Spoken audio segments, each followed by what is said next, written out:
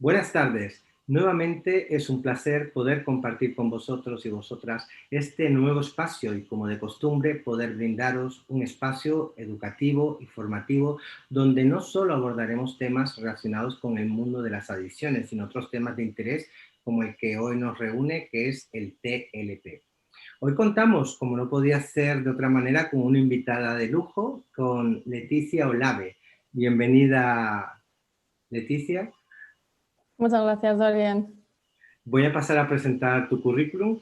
Leticia Olave es licenciada en Psicología por la Universidad Complutense de Madrid, máster en Psicología Clínica Legal y Forense por la misma universidad, máster en Psicología General Sanitaria por la Universidad Distancia de Madrid y doctoranda en el último curso, depósito de tesis en octubre, en la línea de investigación Adicciones comportamentales, dependencia emocional, violencia en la pareja, apego y esquemas cognitivos, de la Universidad Complutense de Madrid. Es integrante de la Junta Directiva de la Sociedad Española para el Estudio de la Ansiedad y el Estrés, SEAS, con quienes colaboró en organización de eventos y jornadas nacionales e internacionales. En su experiencia laboral ha trabajado como psicóloga forense durante unos años, aunque actualmente ella dedica más su tiempo a su consulta y a la investigación. Actualmente trabaja como consultora externa en la Universidad Internacional de Valencia, en 2 máster, en el de Necesidades Educativas Especiales y Atención Temprana y en el de Psicología General Sanitaria.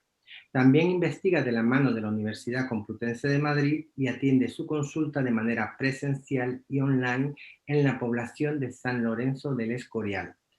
Eh, Leticia recientemente ha colaborado como voluntaria en Cáritas, atendiendo a personas sin recursos en el Escorial, en el Colegio Oficial de Psicólogos de Madrid y en el dispositivo de atención al duelo para personas que perdieron un familiar por COVID-19. Menudo currículum y bienvenida nuevamente. Es un placer de verdad estar aquí contigo y que hayas aceptado esta invitación a este espacio. Bueno, gracias a ti, Dorian, por una presentación tan completa y por poder participar en estas charlas, que me parece muy interesante. O sea que muchas gracias. Nada, tío, hombre.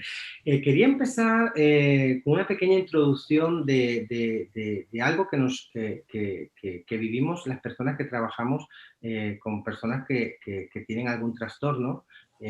Por ejemplo, como es el caso que nos reúne hoy del TLP. Yo quería leer una pequeña frase de una usuaria nuestra que nos ha autorizado a poderla compartir y ella decía: en mi última crisis tenía miedo que me dejara mi novio. He estado tanto tiempo buscando una persona como él. Él es profesor y sentí cómo mis miedos se acrecentaron solo al verle hablar ricamente con varias estudiantes y pensé que estaba conmigo por lástima. Esto me llevó a castigarme pensando que no lo había hecho bien con él y me hice daño con su cuchilla de afeitar. Duré deprimida 5 días sin apenas salir de la cama. Es el testimonio de una persona con TLP y quería también a partir de aquí, para toda nuestra audiencia, comentar qué es el trastorno límite de la personalidad. Es una afección mental y se caracteriza por un patrón continuo de estados de ánimos, autoimagen y comportamientos inestables. Estos síntomas a menudo derivan en acciones impulsivas y problemas en las relaciones interpersonales. Una persona con el trastorno límite de personalidad puede tener episodios de ira, depresión y ansiedad que pueden durar desde una hora hasta varios días. Los primeros síntomas de la enfermedad pueden aparecer durante la infancia. Los síntomas reconocibles por lo general aparecen durante la adolescencia o la adultez temprana. Los científicos no están seguros de la causa del trastorno límite de la personalidad, pero las investigaciones sugieren que los factores genéticos, medioambientales y sociales juegan un papel muy importante. Los porcentajes no se ponen de acuerdo muchas de las entidades que tienen que hacer estadística. Hablamos entre el 2 y el 8% de la población española que pueden padecer trastorno límite de la personalidad. Es una patología grave y el más común de los trastornos de la personalidad. Para los profesionales especializados en su diagnóstico y tratamiento, digamos que es muy complicado trabajar este perfil, se necesita una preparación bastante especializada, como decía anteriormente. Y los tratamientos en nuestro país son muy escasos. Para las personas con TLP, las crisis son vividas como un tsunami emocional tremendamente difícil de controlar. La impulsividad, el miedo al desamparo o al abandono y en ocasiones las necesidades de hacerse daño a uno mismo se abren camino sin que la persona pueda apenas hacer nada para remediarlo. Y con esto quería empezar la primera pregunta, Leti. ¿Qué características principales tienen las personas con TLP o cuál es su perfil psicosocial? Vale, bueno, aunque ya has explicado tú algunas, este tipo de trastorno de personalidad se engloba dentro de lo que se llama el clúster B, que es como un grupo de trastornos que tienen algunas cosas en común. Entonces, a grandes rasgos, estas personas suelen presentarse como muy dramáticas, con una emocionalidad muy alta, muy emocionales, erráticas. Y bueno, pues algo muy característico del trastorno límite es que van de un límite a otro, como el propio nombre dice, es decir, de un extremo a otro, de blanco al negro, todo o nada. O sea, son personas que se mueven entre dos polaridades y les cuesta mucho encontrar lo que es el término medio.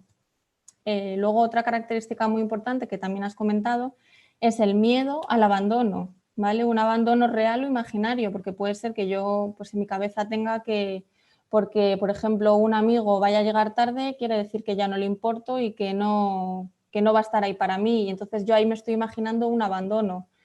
O un abandono real, pues por ejemplo una ruptura de pareja o bueno, pues una pérdida de amistad, hasta por ejemplo finalizar una sesión con un terapeuta se puede entender como un abandono.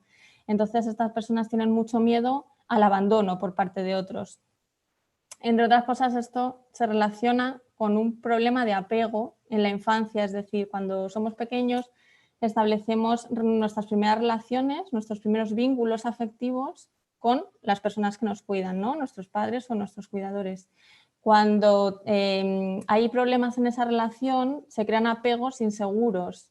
¿Qué pasa? Que esto se va trasladando a la vida adulta y está relacionado con el desarrollo de este tipo de trastorno, donde hay un problema con la vinculación muy importante.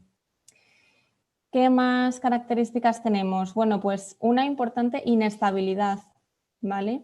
Inestabilidad tanto en las relaciones interpersonales, ¿vale? Donde podemos pasar, por ejemplo, de idealizar a nuestra pareja a odiarle, ¿vale? Es la polaridad de la que hablamos, de todo o nada. Y claro, esto crea pues, en las relaciones con los padres, con los hermanos, con amigos, con parejas muy inestables porque pasan pues, de un polo al otro muy rápido por cosas que a lo mejor al otro no le parecen tan graves o tan importantes, pero la persona con TLP lo vive con mucha emoción, entonces pues pasan pues eso, del amor al odio muy rápidamente. Y también inestabilidad en cuanto a sus propias emociones, ¿vale? Tienen una inestabilidad afectiva. Entonces, pues pasan de la irritabilidad a la emoción también de un momento a otro. Entonces, claro, es como una montaña rusa, que claro, esto afecta a los demás y a uno mismo. Muy bien. Y Leticia, ¿y a qué edad concretamente aparecen estos primeros síntomas o pueden aparecer estos primeros síntomas? Pues lo normal es que en todos los trastornos de la personalidad vayan apareciendo a finales de la adolescencia, ¿vale? O principios de la vida adulta, porque claro, la personalidad se va desarrollando a lo largo de la adolescencia y bueno, cuando empiezan a aparecer problemas, pues ya suele ser al final o eso, principios de la vida adulta, pues primera etapa de la adultez. Claro. Y este tipo de personas con TLP, ¿qué intensidad de sufrimiento tienen por este trastorno? Bueno, muy elevada, muy elevada. Al final son personas que sufren muchísimo porque se dan cuenta del problema que tienen, ¿vale? Que esto es un punto súper importante, si eres consciente o no del problema. Ellos sí lo son. Entonces, claro, toda esa inestabilidad emocional que sienten, que al final repercute en problemas con los demás, genera malestar. Y un miedo intenso al abandono por parte de las personas que uno quiere también genera mucho sufrimiento. O sea, si para una persona sin este trastorno pensar en un abandono, ¿no? O bueno, si puede llegar a ocurrir, genera mucho sufrimiento, pues en estas personas que además tienen una mala regulación emocional, genera mucho dolor y bueno, a ellos y a su entorno también. Muy interesante. ¿Y con qué frecuencia acuden a las consultas? Pues sí que suelen acudir, ¿vale? Hay otros trastornos de personalidad que precisamente porque no son conscientes de su problema o porque no consideran que tengan un problema no acuden. Las personas con TLP sí suelen buscar ayuda. Es más frecuente que vengan cuando la interferencia con la vida diaria, es decir, cuando el sufrimiento es muy alto o cuando ya tengo problemas evidentes con mi pareja, con el trabajo, cuando todo este problema ya interfiere con una vida normal, es cuando suelen acudir. Pero sí vienen porque, claro, sufren muchísimo. Cuando hablas de esa interferencia en la vida, yo tenía también otra pregunta relacionada con eso.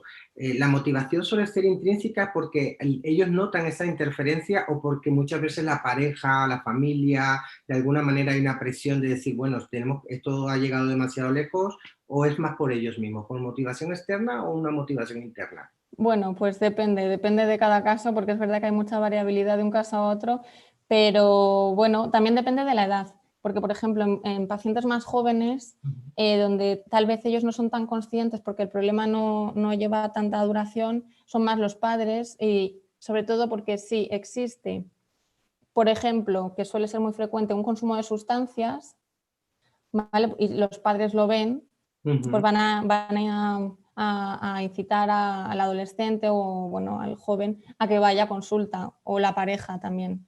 Y en otros casos, pues cuando la persona ya está sufriendo mucho, sí que puede tener motivación intrínseca. O sea que depende del caso y del momento en el que se encuentre. Perfecto. Pero no hay como una norma general en cuanto a esto, sino que puedes encontrar diferentes motivos de motivación, Ujú, sí. formas de motivación. Perfecto. ¿Presenta comorbilidad con otros problemas, patología dual, por ejemplo? Y quería sí que explicáramos un poco a las personas que se conectan en este momento qué es comorbilidad y qué es patología dual. Vale. Bueno, la patología dual, este término heredado de la medicina, significa que ocurren dos enfermedades a la vez, ¿vale? Por ejemplo, hipertensión, obesidad, ¿vale? Así. Y comorbilidad, pues lo mismo, que cuando ocurre un trastorno, están ocurriendo otros también. Con el caso del trastorno límite de personalidad, es muy frecuente que haya comorbilidad, es decir, que ocurra también problemas de consumo de sustancias, ¿vale? Trastornos de la conducta alimentaria, trastornos de depresión, de ansiedad, trastornos de estrés postraumático, trastorno bipolar y trastorno de déficit de atención. Entonces, claro, cuanto más vamos sumando al TLP, más grave es, Sí, entiendo. más sufrimiento hay y también, bueno, pues lógicamente el curso es más crónico y el tratamiento será también diferente.